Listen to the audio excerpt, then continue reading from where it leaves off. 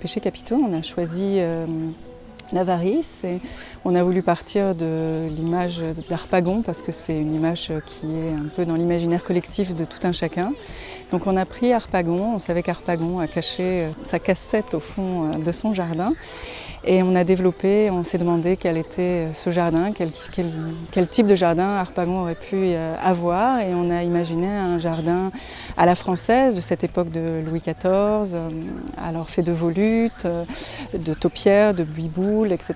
Mais on l'a revisité à l'image d'un avare, donc minéral, ne nécessitant pas d'entretien ou très peu, assez sec, assez piquant. Et puis on fait tout un cheminement dans le jardin et ce cheminement amène le public à la découverte de la cassette qui est donc cachée, qui est cette structure de saule vivant qui nous fera découvrir donc son trésor dans lequel j'espère que les gens pourront se plonger ou en tout cas auront la tentation de se plonger.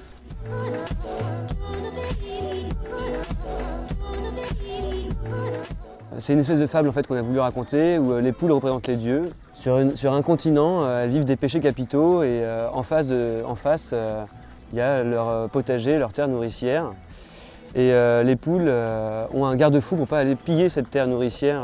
Dans le meilleur des cas, si elles pouvaient ramener une graine et la cultiver chez elles pour pouvoir en faire une culture, ça serait finalement leur salut dans une certaine intelligence. Sauf qu'elles se moquent un peu de tout ça, elles vivent leur vie tranquillement et voilà, tout ça, ça les dépasse et elles préfèrent faire vivre gentiment des péchés capitaux dans leur contrée que d'aller essayer de cultiver plus leur intelligence et puis leur salut, quoi. Nous, en tant qu'hommes, pareil, on est dans notre jardin d'Éden et on a des ressources, on a un jardin luxuriant et nourricier pour nous-mêmes. Voilà. Quelle solution va-t-on trouver pour ne pas pouvoir détruire notre environnement? Voilà, c'est un peu ça la morale de cette histoire.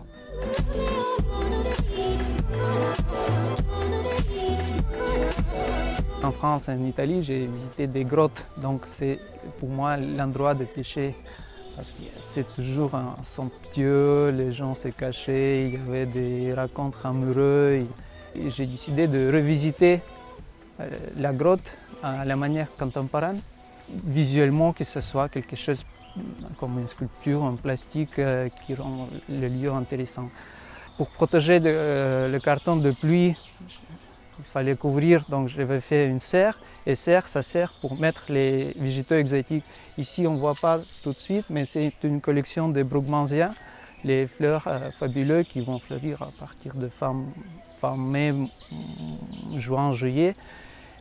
Et à l'intérieur aussi, si vous rentrez, vous verrez, il y a des fleurs, des collages avec les papiers peints fleuris et les poètes décadents qui parlaient beaucoup de péché, qui pêchaient beaucoup.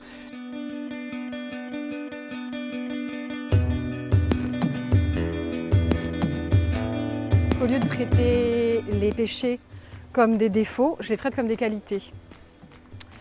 Donc à travers la forme que vont prendre les péchés avec le matériau, qui est du béton drainant, je montre que la colère est nécessaire à la vie et au désir, etc. Donc chaque péché est à l'intérieur du projet, il faut le chercher. Il commence là-bas avec la petite bosse qui est la colère. Et donc tout est traité au départ, donc il ne se passe rien.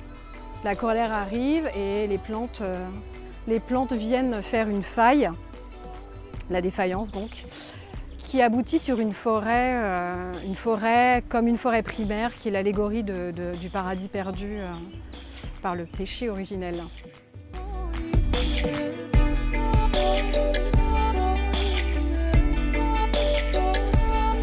On a cherché à mettre au devant de la scène des plantes qui nous accompagnent et qui sont très présentes dans les jardins, les fossés de bord de route, les composts, qui sont friands en matière organique.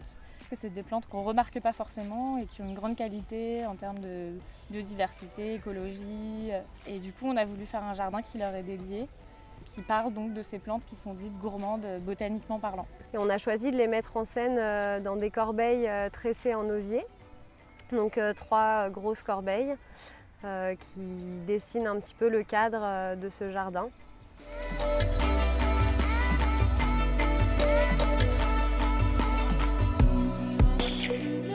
voulu donner une expérience à vivre, qui est celle du mythe du roi Midas, qui avait obtenu de Dionysos le don de transformer en or tout ce qui touche.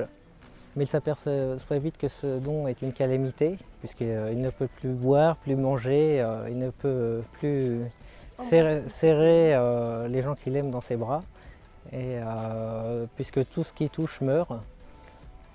Et donc il demande à Dionysos de reprendre ce don. Donc, ce qui nous intéressait dans cette légende, c'était la dualité entre la splendeur et la mort. Donc on a fait un arbre doré au centre de notre jardin, qui est à la fois resplendissant, mais qui est un arbre mort en fin de compte.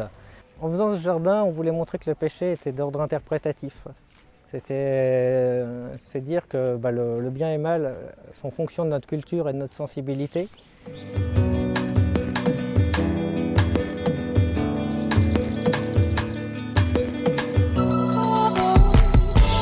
Voir 7 scènes aquatiques qui vont être les allégories des 7 péchés capitaux.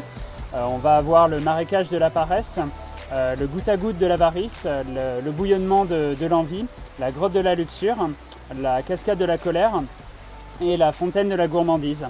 Et donc vous allez pouvoir voir ces 7 scènes sur le chemin qui fait le tour du bassin, qui représente, si on veut, une vision holistique ou animiste du jardin. Et dans ce confessionnal où nous nous trouvons, qui est au sein duquel on aura une vision plus monothéiste, religieuse de ces 7 péchés, parce qu'on va zoomer dessus.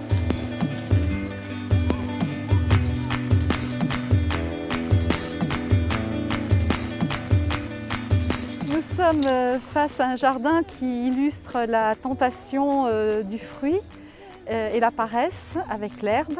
Et vous avez devant vous un méga nuancier qui exprime la couleur, la chair édulcorée de la pêche, qu'on a envie de mordre dedans, et on a une relation qui se crée avec le jardin aux couleurs de pêche. Les fleurs ont été choisies en fonction de ce nuancier géant. Et l'herbe, au contraire, ce sont des amandes qui émanent d'un sol en noyau de pêche. Donc tout est lié autour du fruit défendu.